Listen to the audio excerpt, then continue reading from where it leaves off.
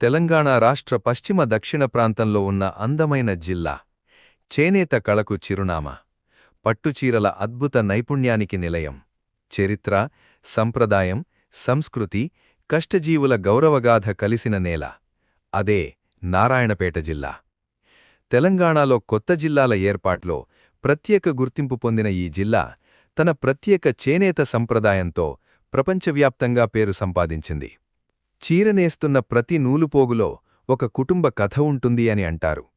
ఆ మాటకు జీవం పోసిన నేల నారాయణపేట. పల్లెల్లో మగ్గాల శబ్దం, వీధుల్లో రంగురంగుల చీరలు, చరిత్రను చెబుతున్న కోటలు, ఆధ్యాత్మికతను ప్రతిబింబించే దర్గాలు, వ్యవసాయం, కష్టం, కళ ఇవన్నీ కలిసి నారాయణపేటను ప్రత్యేక జిల్లాగా నిలబెట్టాయి. ఈరోజు మనం నారాయణపేట జిల్లా గురించి పూర్తి వివరంగా తెలుసుకుందాం. జిల్లా ఏర్పాటుకు ముందు. నేటి నారాయణపేట జిల్లా ఒకప్పుడు ఉమ్మడి మహబూబ్నగర్ జిల్లాలో భాగంగా ఉండేది. తెలంగాణ రాష్ట్ర పునర్వ్యవస్థీకరణలో భాగంగా కొత్త జిల్లాల ఏర్పాట్లో 2019 ఫిబ్రవరి 17న నారాయణపేట ప్రత్యేక జిల్లాగా ఏర్పడింది. జిల్లా కేంద్రంగా నారాయణపేట పట్టణాన్ని నిర్ణయించారు. భౌగోళిక స్థానం. నారాయణపేట జిల్లా తెలంగాణ రాష్ట్ర పశ్చిమ సరిహద్దులో ఉంది. ఈ జిల్లాకు ఉత్తరాన వికారాబాద్ జిల్లా, తూర్పున మహబూబ్ నగర్, దక్షిణాన జోగులాంబ గద్వాల్, పశ్చిమంలో కర్ణాటక రాష్ట్రం సరిహద్దులుగా ఉన్నాయి. ఈ ప్రాంతం ఎక్కువగా ఎండభూములతో ఉంటుంది. వర్షపాతం తక్కువగా ఉండటం వల్ల వ్యవసాయం పూర్తిగా వర్షాలపై ఆధారపడి ఉంటుంది. నారాయణపేట అనే పేరుకు కారణం. చరిత్రకారుల అభిప్రాయం ప్రకారం పూర్వం ఈ ప్రాంతాన్ని నారాయణపేట లేదా నారాయణపేట అని పిలిచేవారు. 1890 డిసెంబర్ 4న నిజాం పాలకుడు మీర్ మహబూబ్ ఖాన్ అధికారికంగా నారాయణపేట అనే పేరును స్థిరపరిచాడని సమాచారం. ప్రాచీన చరిత్ర.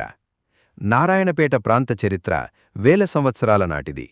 ఇది దక్షిణ భారత చరిత్రలో కీలక ప్రాంతంగా నిలిచింది. ఈ ప్రాంతాన్ని వివిధ కాలాల్లో శాతవాహనులు, చాళుక్యులు, కాకతీయులు, బహమనీ సుల్తాన్లు, కుతుబ్షాహీలు, విజయనగర రాజులు పాలించారు. ప్రతి రాజవంశం ఈ నేలపై తన ముద్ర వేసింది. కాకతీయుల కాలంలో ఈ ప్రాంతంలో సాగుభూములు విస్తరించాయి.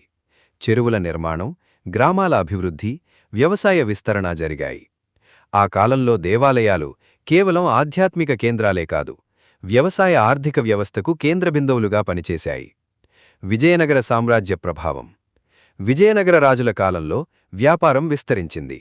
సిల్క్, పత్తి, లోహ కళలు అభివృద్ధి చెందాయి.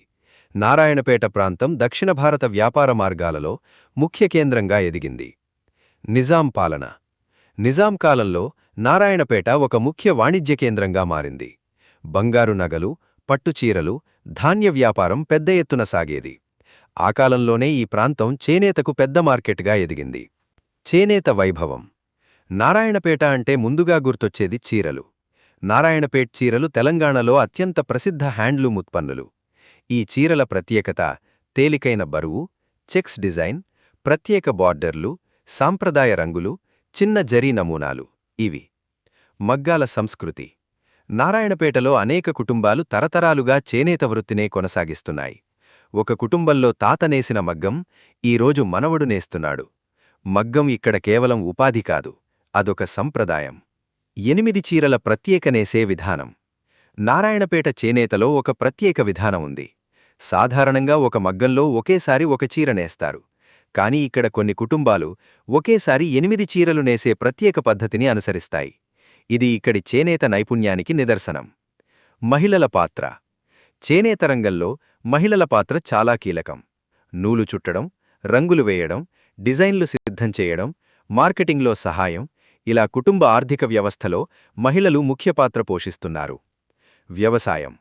జిల్లాలో వ్యవసాయం ప్రధాన జీవనాధారం. ప్రధాన పంటలు పత్తి, జొన్న, మొక్కజొన్న, కంది, వేరుశెనగ ఇవి.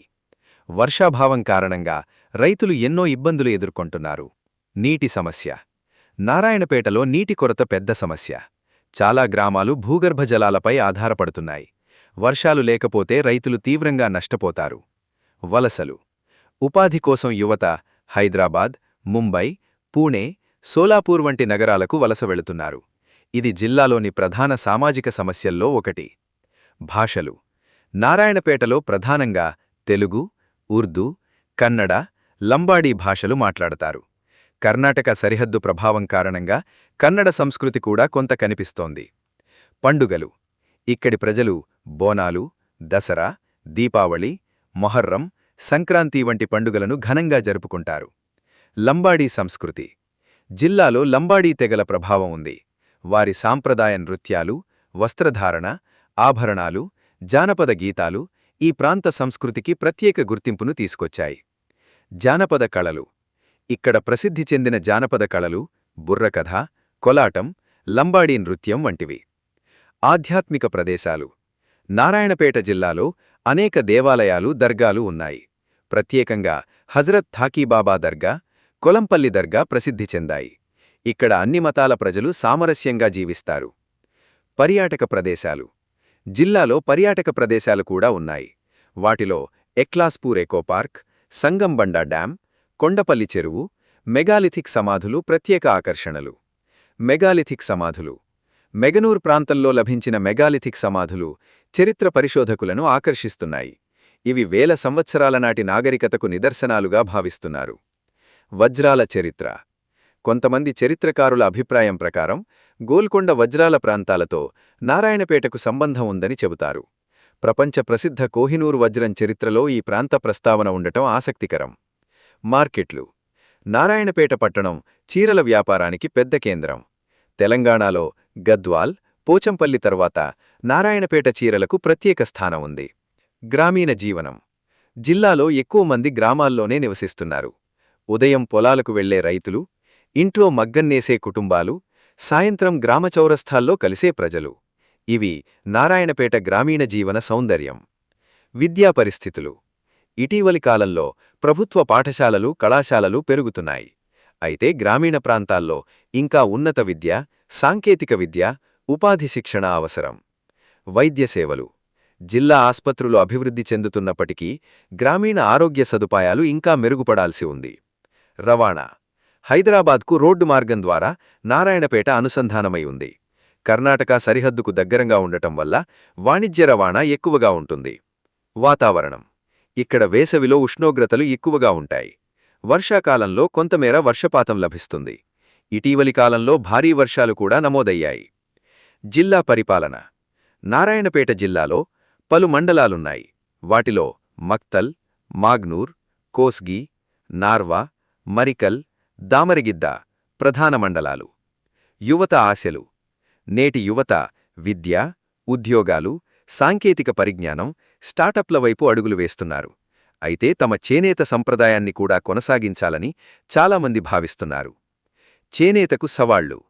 నారాయణపేట చేనేత రంగం ఎదుర్కొంటున్న సమస్యలు పవర్లూమ్ పోటీ, తక్కువ ధనలు, మధ్యవర్తుల ఆధిపత్యం, యువత ఆసక్తి తగ్గడం ఇవి. ప్రభుత్వ సహాయం.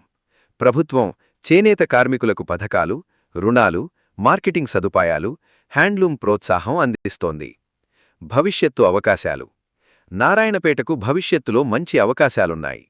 ప్రత్యేకంగా హ్యాండ్లూమ్ ఎగుమతులు, గ్రామీణ పర్యాటకం, చేనేత బ్రాండింగ్, ఈ-కామర్స్ మార్కెటింగ్ వల్ల జిల్లా మరింత అభివృద్ధి చెందే అవకాశం ఉంది. నారాయణపేట జిల్లా కేవలం ఒక పరిపాలనా ప్రాంతం కాదు.